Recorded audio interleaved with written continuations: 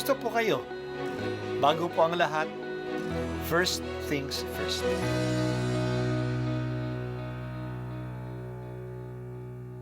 Good morning po. Sinisimulan po natin ngayon ang first things first. At dito po, tinatalakay natin sa unang bahagi ng umaga natin ay ang first readings na binabasa po sa banal na misa. Ito pong tinatalakay natin kasi madalas po kasi marami na tayong alam tungkol sa gospel readings. Pero konti po ang nagsasalita sa first readings. Pero ang first readings, bahagi din po yan ng Biblia, ng banal na kasulatan. Kaya susubaybayan po natin ang mga first readings, basahin po natin at kuminsan kailangan ng basahin ng 2 o 3 beses bago maintindihan kasi hindi po tayo familiar sa mga istorya at sa mga kaisipan na tinatalakay dito. Ang pagbasa mula sa mga gawa ng mga apostol. Nagsimula ng araw na iyon ang isang mahigpit na pag-uusig laban sa simbahan sa Jerusalem. At liban sa mga apostol, lahat ng sumasampalataya ay nangalat sa lupain ng Judea at Samaria. Si Esteban na may inilibing ng mga taong may takot sa Diyos at gayon na lamang ang kanilang panangis. Samantala, sinikap ni Saulo na wasakin ang simbahan. Pinapasok niya ang bahay-bahay at kinakaladkad ang mga sumasampalataya at ibinibilanggo, maging lalaki, maging babae. Nangalat ang mga mananampalataya at saan man sila makarating ay ipinangangaral nila ang salita.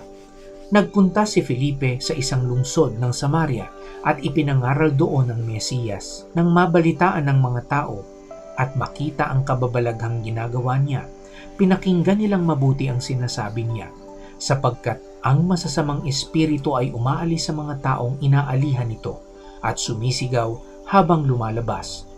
Maraming lumpo at mga pilay ang napagaling, kaya't nagkaroon ng malaking kagalakan sa lungsod na iyon. Ang salita ng Diyos. Salamat sa Diyos. Dahil sa pagpatay kay Esteban, nagsimula na ang lantarang pag-uusig sa mga Kristiyano. Marahil ang mga Kristiyano na inuusig ay ang mga Kristiyano nagsasalita ng Griego.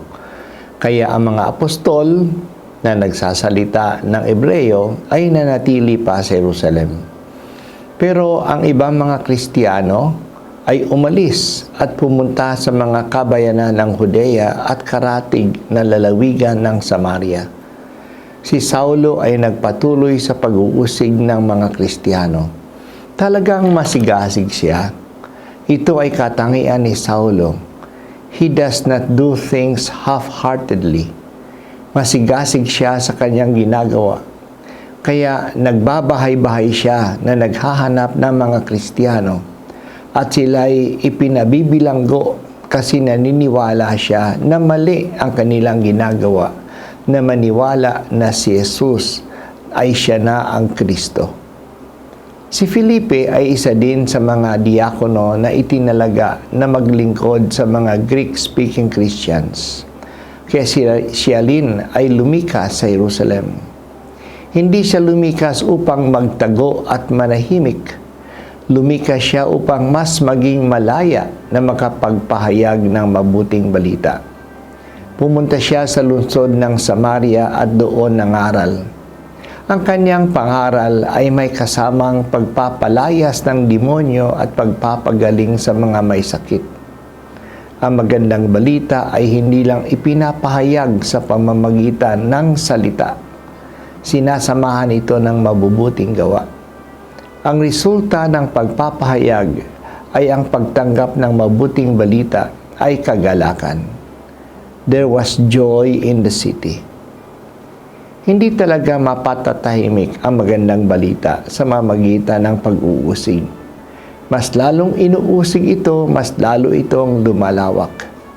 Kumalat ang mga Kristiyano.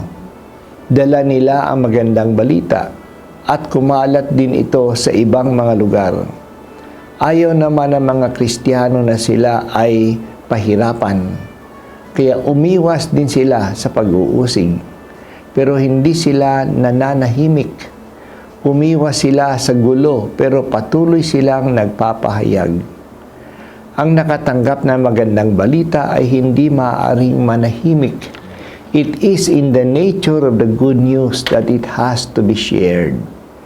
Kung hindi natin ibinabahagi ang magandang balita, pagdududahan natin kung talagang magandang balita ang hawak natin. Kung talagang magandang balita yan para sa atin, yan ay gusto nating ibahagi sa iba. Ganyan ang ginawa ni Felipe. Ang resulta ng magandang balita ay hindi takot o lungkot, kundi kagalakan. Kaya tuwang-tuwa ang mga nasa Samaria noong matanggap nila ang magandang balita. Ang joy ay expansive. Lumalaganap ang katuwaan. Salamat o Diyos sa pagpalaganap ng magandang balita. Dahil sa pagpalaganap na ito, naabot kami dito sa Asia at dito sa Pilipinas. We are gifted to give.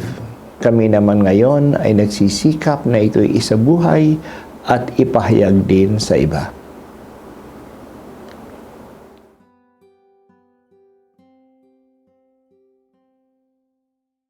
At ako po ay si Bishop Broderick Pabilio dito sa First Things First.